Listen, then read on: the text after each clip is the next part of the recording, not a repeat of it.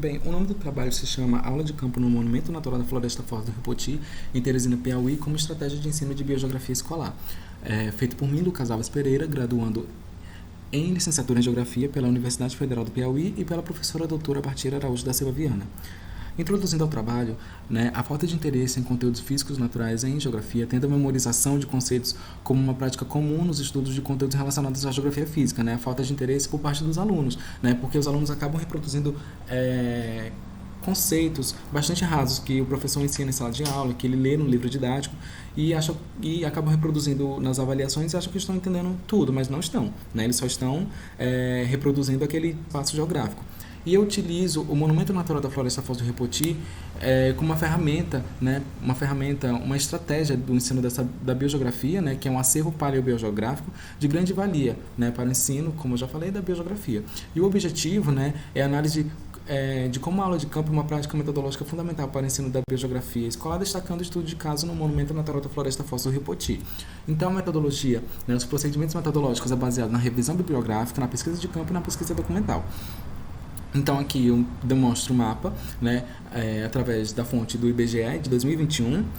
Então, eu mostro aqui uma captura de satélite também acerca do espaço da Floresta Foz do Ripoti. Então, a gente pode observar o Rio Poti, o próprio Rio Poti, a área residencial em volta, a área comercial também, enfim, só para mostrar onde está localizado exatamente, o Monumento Natural da Floresta Foz do Ripoti, enfim. A biogeografia em contexto escolar. Nesse tópico no meu trabalho, eu tento trazer como a biogeografia ela é apresentada no contexto escolar, A biogeografia nas escolas não é um conteúdo conhecido como outros temas recorrentes da geografia escolar no que tange geografia física.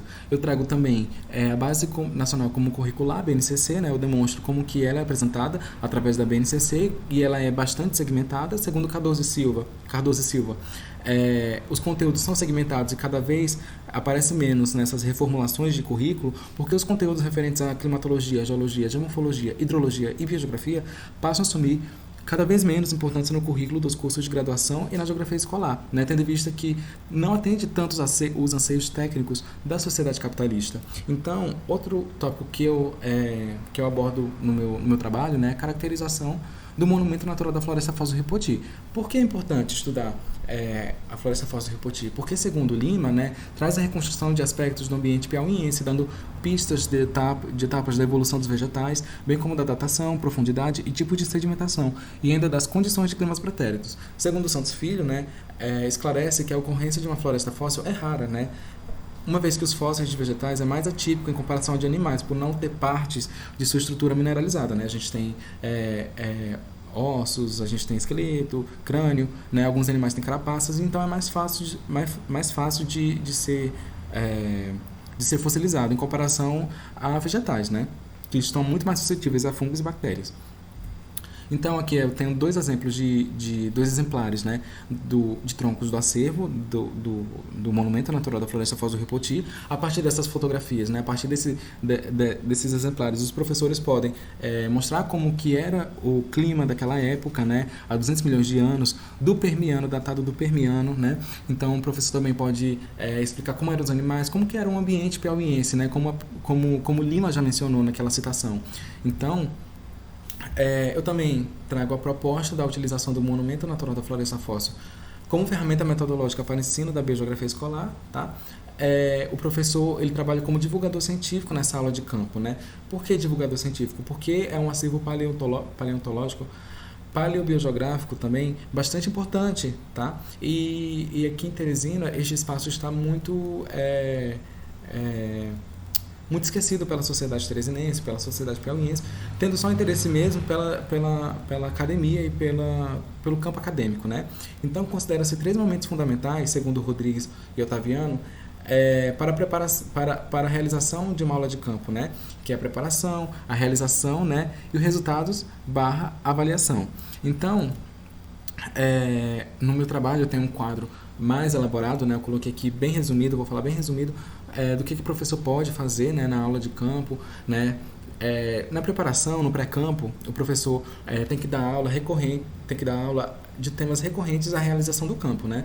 Por exemplo, já que ele vai falar da floresta fóssil, ele pode falar de eras geológicas, ele pode falar da geomorfologia, pode falar de hidrografia, pode falar de vários temas recorrentes. Então, nessa preparação, o professor ele vai preparar o campo, né? Ele vai também pesquisar coisas relacionadas para a segurança dos alunos, enfim, essa logística que é básica em toda aula de campo. Mas o que é mais fundamental ainda é a preparação do pré-campo em relação a que conteúdo o professor vai explanar na sala de aula para a realização do campo. A realização do campo é o campo em si, né? O professor tem que traçar um itinerário, o professor tem que fazer vários procedimentos para realizar esse campo, né? Levar os alunos, enfim, né? E o pós-campo, que eu acho que é o fundamental, é o elementar, que é o resultado que o professor vai obter através da sala de campo, né? O professor ele pode utilizar diversas metodologias para ter essa avaliação desses resultados, né? Pode ser uma prova escrita, pode ser um trabalho, pode ser um seminário, né? Pode ser um trabalho também, um trabalho escrito também. Enfim, tem várias metodologias que o professor pode utilizar para avaliação, mas eu acho que metodologias avaliativas que possam fazer com que o aluno possa ficar mais à vontade, possa ser até uma maneira mais lúdica, eu acho que é mais bem-vindo, né, para os alunos entenderem, compreenderem melhor o espaço, sem ter aquela obrigação, né, formal. Isso vai prender o interesse deles também.